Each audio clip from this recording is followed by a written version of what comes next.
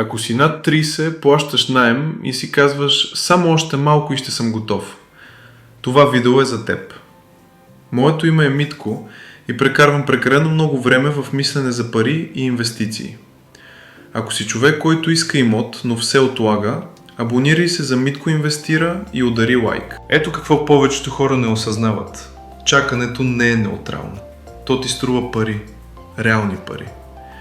През 2014 година апартамент в София струваше от 80 до 90 хиляди евро. Днес от 180 до 200 хиляди. Да, ама тогава нямах пари. Разбирам, но и сега нямаш повече сигурност. Истината е, че българите не чакат заради пари. Чакат заради страх да не сбъркат. И докато чакат, инфлацията не чака. По-голямата грешка не е лошият имот. По-голямата грешка е бездействието. Хората обичат да казват: имоти винаги има, ще купя по-нататък. Моето име е Митко, ето истината. Добрите имоти изчезват първи. Остават компромисите. Колкото по-късно купуваш, толкова повече правиш компромиси. Локация, качество, цена. Това не е пазар. Това е психология. Аз съм под наем, но спестявам. Не. Ти финансираш чужд актив. 900 лева наем по 12 месеца, по 10 години, равно 108 000 лева.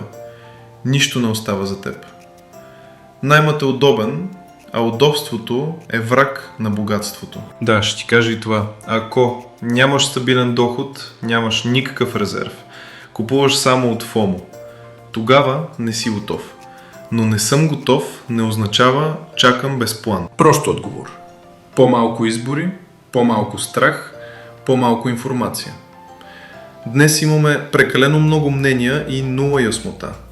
Информацията не те прави по-умен.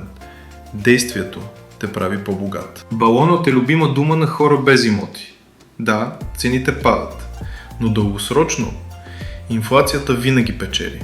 Въпросът не е дали ще има спад, а дали ти ще имаш актив. Най-лошият момент, когато вече е късно, вноската те души, нямаш време.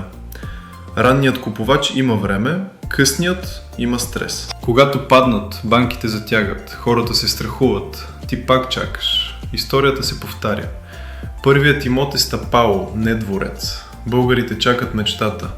Умните започват с реалността. Как бих купил имот, ако започвах от нула днес?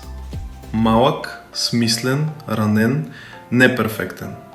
Но мой.